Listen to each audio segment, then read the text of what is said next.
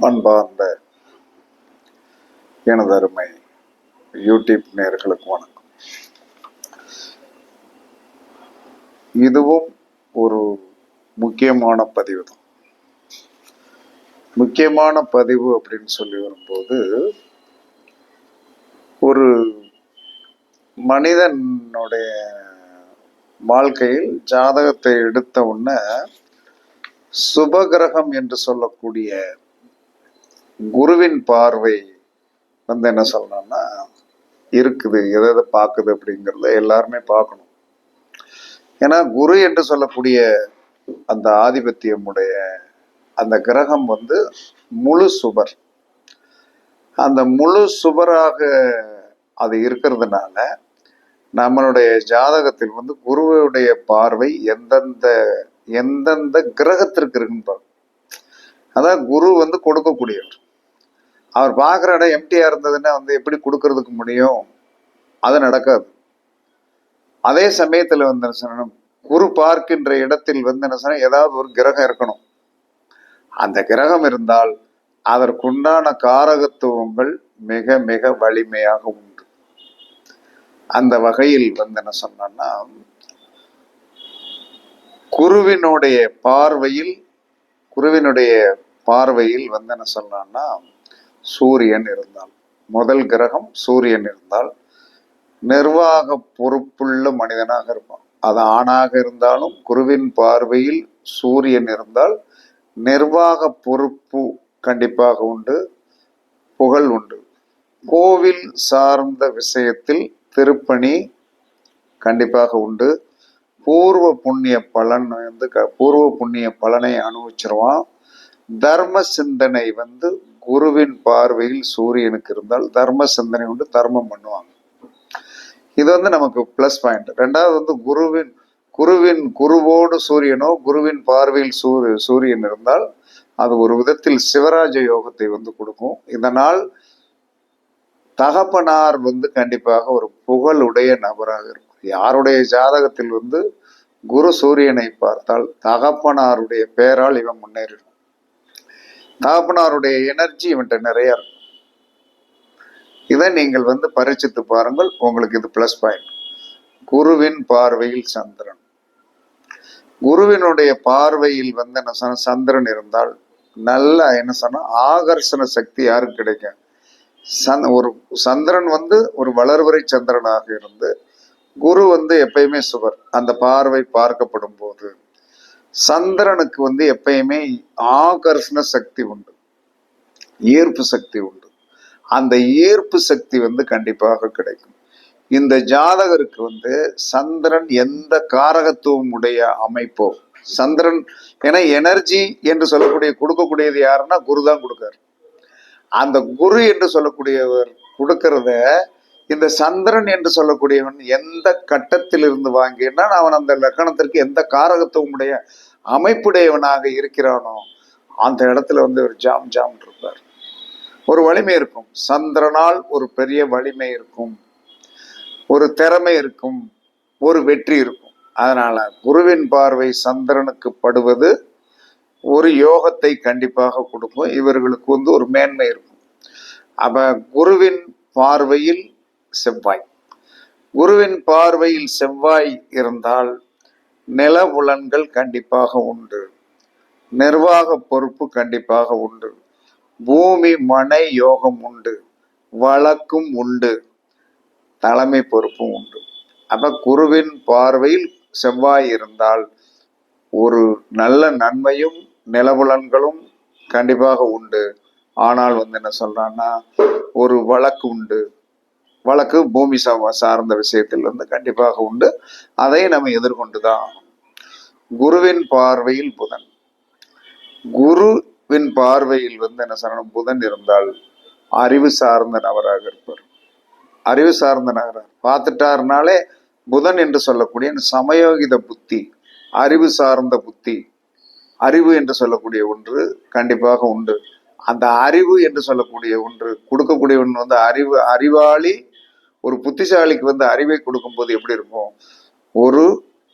அந்த நபர் ஒரு அறிவு சார்ந்த நபராக இருப்பாரு. எந்த காரியத்திலும் சமயோகிதமாக முடிவெடுத்து வெற்றி வகை சூடக்கூடிய ஒரு நபராக இருப்பாரு. புதனை பார்ப்பது நன்மையே. அதே சமயத்தில் எந்த ஒரு விஷயமாக இருந்தாலும் புதனை குரு பார்த்தால் கல்வியில் ஒரு தீர்க்கமான அறிவு உண்டு, ஒரு பெரிய வெற்றி உண்டு. அதற்கடுத்து குருவின் பார்வையில் என்ன சொன்னா சுக்கிரன், குருவினுடைய பார்வையில் சுக்கிரன். இந்த குருவின் பார்வையில் சுக்கிரன் இருந்தால் பொருளாதார சிக்கல் கண்டிப்பா உண்டு, பொருளாதார சிக்கல் உண்டு கொண்டு. இதனால என்ன செய்யணும்? எப்பயுமே இந்த குரு குரு சுக்கிரன் காம்பினேஷன் யாரும் ஏற்றுக்கொள்ளக்கூடியதாக இருக்காது. ஏன்னா குடும்பத்துல பிரச்சனை வந்துடும், சண்டை சச்சரவுகள் வந்துடும், பிரச்சனையா இருக்கும் அப்படின்லாம் சொல்லுவாங்க. அதெல்லாம் உண்மைதான். இருந்தாலும் குருவின் பார்வையில் சுக்கிரன் இருந்தால் பொருளாதார சிக்கல் உண்டு. அதனால வெள்ளி தானம் கொடுப்பது, வெள்ளியை யாருக்காவது தானம் கொடுப்பது, மற்றவர்கள் நமக்கு வெள்ளி தானம் பண்ணினால் அதை வாங்கி கொள்வது, இதெல்லாம் நடக்கும். வாங்கிக்கிடுங்க. நீங்களும் வெள்ளி தானம் பண்ணணும். தானம் வெள்ளியாக பண்ண சொல்லி சொன்னா அதுக்குண்டான சூழ்நிலைகள் வரும். அதை வாங்கி கொண்டீர்கள் என்று சொன்னால் கண்டிப்பாக அந்த தோஷம் போகும். பெண் பிள்ளைகளால் அதிர்ஷ்டம் உண்டு. குருவின் பார்வையில் சுக்கிரன் இருந்தால் பெண் பிள்ளைகளால் அதிர்ஷ்டம் உண்டு. பெண் பிள்ளைகளால் பொருளாதார உதவி கிடைக்கும். இது 100% உண்மை.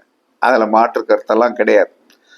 அதற்கடுத்து குருவின் பார்வையில் என்ன சொன்ன சனி, குருவின் பார்வையில் சனி பகவான் பார்த்தார்னா கசப்பான சம்பவம் இளமையில் உண்டு.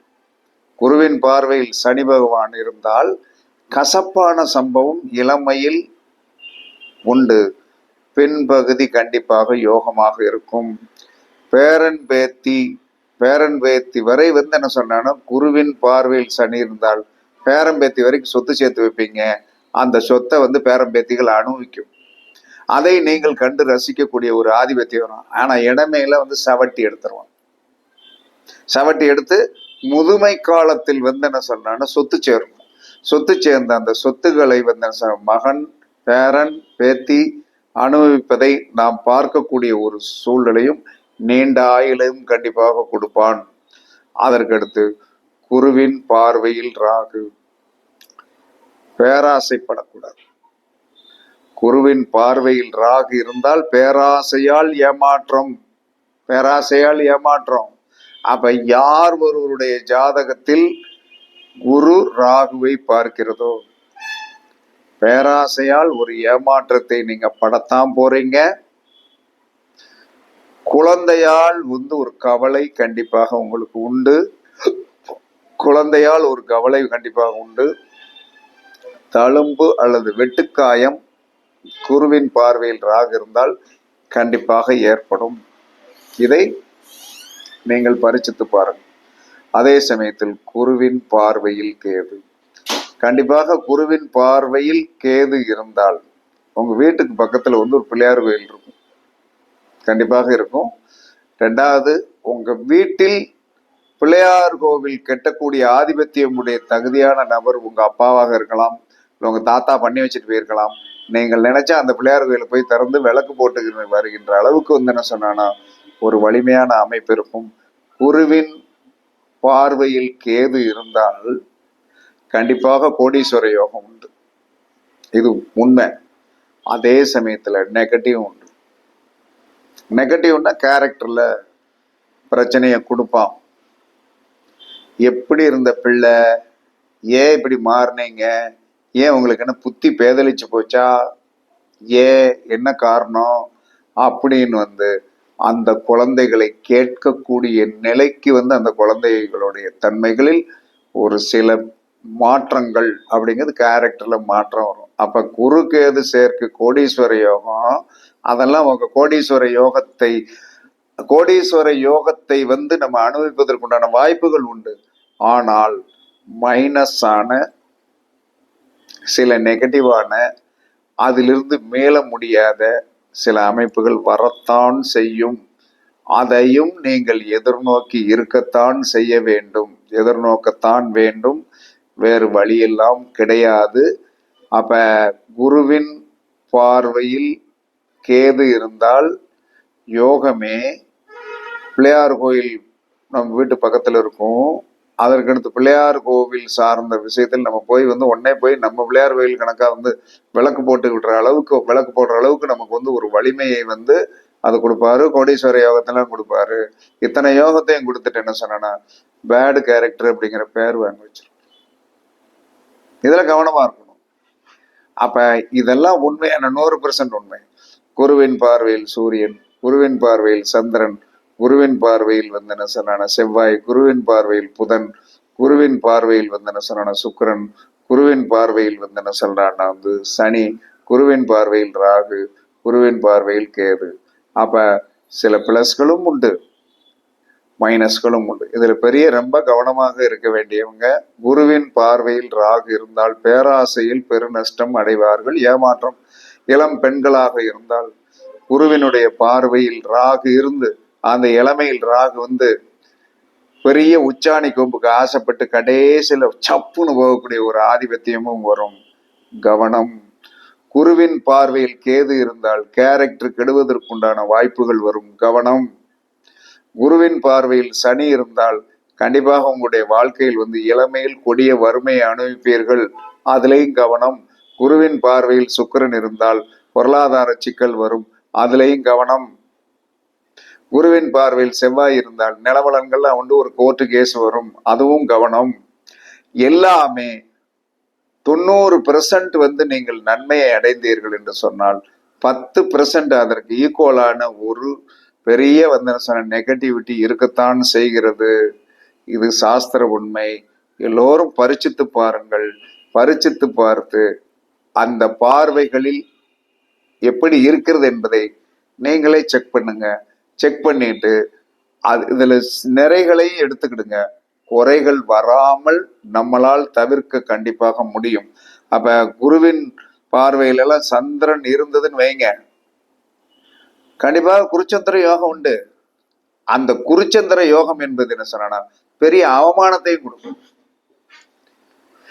அவமானத்தையும் கொடுக்கும். அவமானம் ஒரு நாளைக்கு நாள் தலையை என்ன சொன்ன கடைய வச்சு. என்ன காரணம்னா குருவின் பார்வையில் சந்திரன் சாதாரண விஷயம் கிடையாது, நல்லதுதான். அதே என்ன சொன்னா ஒரு பெரிய அவமானத்தை என்ன சொன்னா குருவின் பார்வையில் சந்திரன் இருக்கிறவங்கள் வாழ்க்கையில் பெரிய ஒரு இழிநிலையான ஒரு நிலையில தள்ளப்படுவார்கள். அதுவும் உண்மைதான். அப்ப கவனமாக இருக்கணும். கவனம். இந்த பார்வையெல்லாம் யோகமும் உண்டு, அவயோகமும் உண்டு. பரிச்சித்து பாருங்கள். எல்லோருக்கும் வாழ்த்துக்கள் கூறி உங்களிடமிருந்து விடைபெறுவது சிப்பிப்பாறை ஜோதிடர் சாதி ராகவன் ஜெயபாலாஜி. சுகமே சொல்க, சுகமே சொல்க. வாழ்க வளமுடன், வாழ்க வளமுடன். வணக்கம், வணக்கம், வணக்கம், வணக்கம்.